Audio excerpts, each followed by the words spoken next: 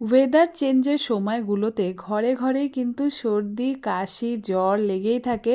এটা কিন্তু যেন এখন একটা নিয়ম হয়ে দাঁড়িয়েছে আপনার আমার সকলের বাড়িতেই।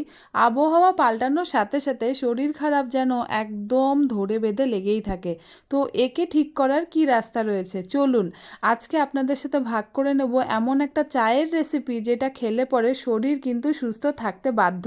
আমি এখানে 2 কাপ চা বানাবো, সেজন্য আমি জল নিয়েছি 3 কাপ।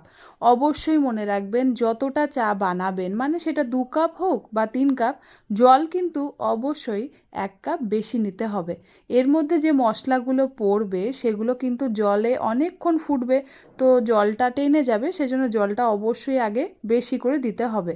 এবার ছোট্ট একটা হামানদিস্তা নিয়ে নিচ্ছি, এর মধ্যে 1 ফালি আদা, 3-4টা মতন দিয়ে দিচ্ছি গোটা গোলমরিচ, দিয়ে দিলাম এখানে দারচিনির টুকরো 1-2 মতন, আর দিচ্ছি এখানে লবঙ্গ 2 মতো, আর তার সাথেই দিচ্ছি এখানে কাঁচা হলুদ। কাঁচা হলুদ খুব একটা বেশি লাগবে না, ছোট্ট একটা টুকরো দিলেই কিন্তু যথেষ্ট।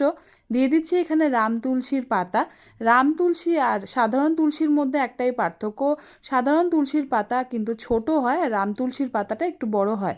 আপনাদের কাছে রাম তুলসী পাতা না থাকলে সেক্ষেত্রে কিন্তু সাধারণ তুলসী পাতাও এখানে আপনারা ব্যবহার করে নিতে পারেন, যেটা থাকবে সেটাই হাতের কাছে দিলে পরে হয়ে যাবে।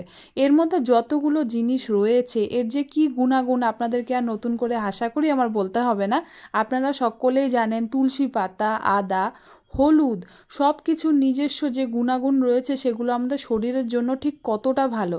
আপনারা কিন্তু চাইলে পরে যেসব বাচ্চারা গোলমরিচ খেতে উপযুক্ত হয়েছে মানে বয়স হয়ে গিয়েছে, খেতে পারবে 6-7 বছরের মতন, তাদেরকে এটা শুকনো বাটাও মধু দিয়ে খাওয়াতে পারেন। এটা কিন্তু বুকের কফকে একদমই পাতলা করে দেয়।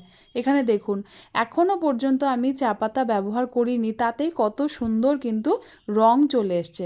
বলে রাখি বন্ধুরা, এই বাটাটা দেওয়ার পর মোটামুটি 5 থেকে 6 মিনিটের জন্য মিডিয়াম ফ্লেমে রেখে এই চাটাকে ফুটিয়ে নিতে হবে। আমি এর মধ্যে এবার দিয়ে দিচ্ছি 2 টুকরো মতন আখের গুড়, হাত দিয়ে এভাবে গুঁড়ো করেই কিন্তু আমি দিয়ে দিচ্ছি। অবশ্যই চেষ্টা করবেন আখের গুড়টাই এখানে ব্যবহার করার, কোনো রকমের খেজুরে গুড় না দিলেই এখানে ভালো।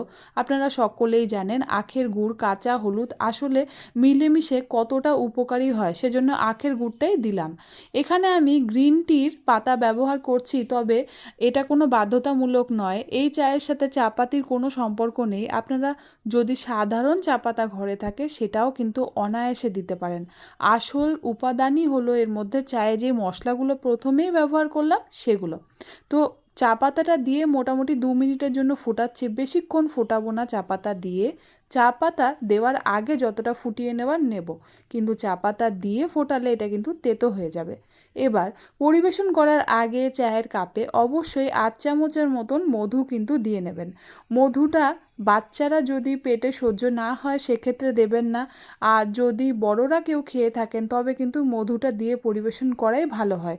এই চায়ের আসলে উপকার অনেক রকমের হয়। প্যাকেটে এখন বাজারে অনেক রকমের হার্বাল টি আপনারা পেয়ে যাবেন, তবে এটা সম্পূর্ণভাবে বাড়িতে বানানো একটা হার্বাল টি।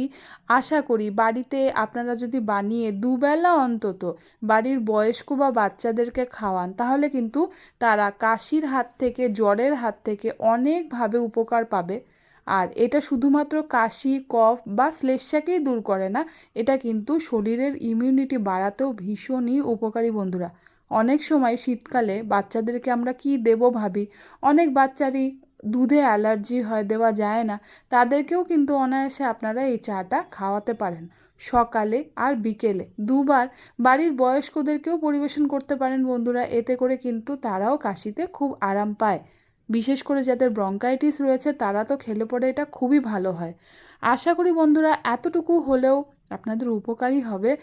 বাইরে প্যাকেট চলতি অনেক রকমের চায়ের মশলা আপনারা কিনে থাকেন, কিন্তু এটা বাড়িতে বানিয়ে দেখুন, আশা করি ভালো লাগবে বন্ধুরা। ধন্যবাদ।